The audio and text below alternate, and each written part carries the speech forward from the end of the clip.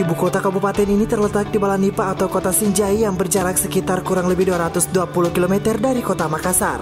Kabupaten ini memiliki luas wilayah 819,96 km persegi dan berpenduduk sebanyak kurang lebih 236.497 jiwa.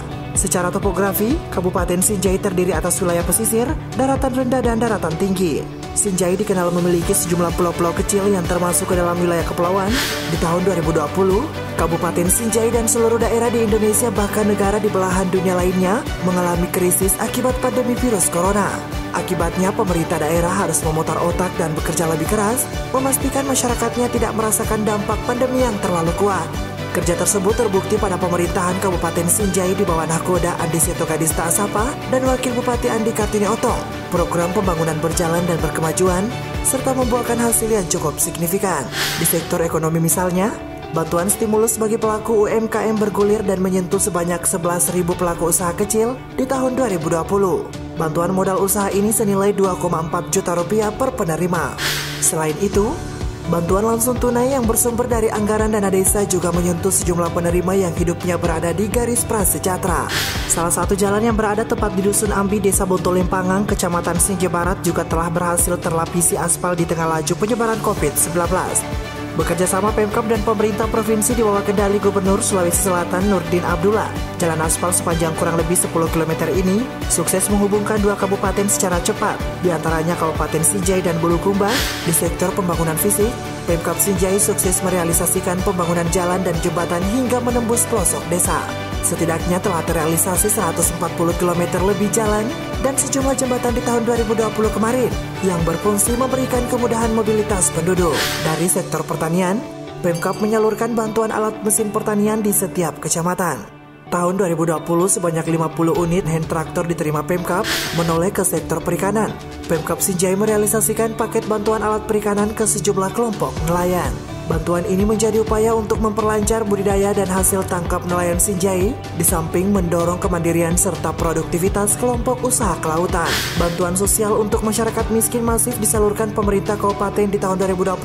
Salah satunya bantuan sosial tunai yang menyentuh 5.600 lebih keluarga penerima manfaat. Tak hanya BST, program bedah rumah yang dikenal dengan bantuan stimulan perumahan swadaya juga berhasil disebar ke sejumlah kecamatan dengan total bantuan sebanyak 654 unit per 2020 kemarin. Sementara di sektor kesehatan, pemerintah kabupaten merealisasikan satu desa satu puskesmas pembantu atau pustu. 78 pustu terkonfir telah terbentuk di tahun 2020 kemarin. Selain itu, pelayanan kesehatan dari rumah atau yang dikenal home care home visit hingga rumah singgah pasien juga telah menjangkau masyarakat yang tinggal jauh dari kota. Lewat layanan ini, pasien akan mendapat pelayanan kesehatan dari dokter atau tenaga kesehatan secara berkala, tanpa harus mengunjungi fasilitas pelayanan kesehatan terdekat. Program ini dapat dinikmati masyarakat Sinjai secara optimal dan tidak dipungut biaya sepeser pun alias gratis. Pemberdayaan dan peningkatan kualitas sumber daya manusia juga terus didorong Pemkab, salah satunya lewat pelatihan kewirausahaan guna menciptakan wirausaha dan lapangan kerja baru seluas-luasnya. Sementara di sektor sumber daya manusia, tahun 2020 kemarin sebanyak 907 tenaga kesehatan non-ASN menerima insentif khusus dari Pemkab Sinjai. Pengelolaan keuangan di tahun 2020, Pemkab Sinjai terpaksa harus melakukan refokusi anggaran. Alih-alih terpaku pada keterbatasan anggaran tersebut, Pemkab berhasil menyukseskan sejumlah agenda kerja, seperti melakukan penandatanganan MOU pembayaran iuran jaminan sosial untuk para tenaga non-ASN di Sinjai. Kepemimpinan Bupati Sinjai Andi Seto dan Wakil Bupati Andi Kartini di tahun 2020 juga memberdayakan hasil produk lokal.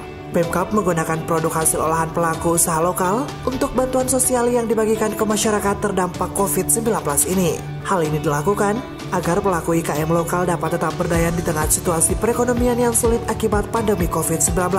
Kebijakan ini membuat mereka yang sempat dirumahkan akibat rendahnya minat beli di tengah pandemi dapat kembali bekerja karena adanya pemesanan yang sangat banyak dari pemerintah kabupaten. Salah satu inovasi yang juga patut diacungi jempol bahkan di tengah mewabahnya pandemi COVID-19 adalah inovasi layanan seluler peternakan terintegrasi atau yang dikenal Sapi. Layanan yang kini telah berbasis online ini mempunyai sejumlah keunggulan, di antaranya membantu peternak jual dan beli ternak, membantu peternak mendapatkan pelayanan IB, layanan kesehatan hewan, kartu dan asuransi ternak, membantu peternak mendapatkan informasi manajemen peternakan, serta membantu peternak dalam hal layanan pengaduan ternak. Aplikasi Lasapi ini dinilai sangat menolong peternak di tengah adanya kebijakan pembatasan kegiatan masyarakat akibat corona dan minimnya pendapatan peternak.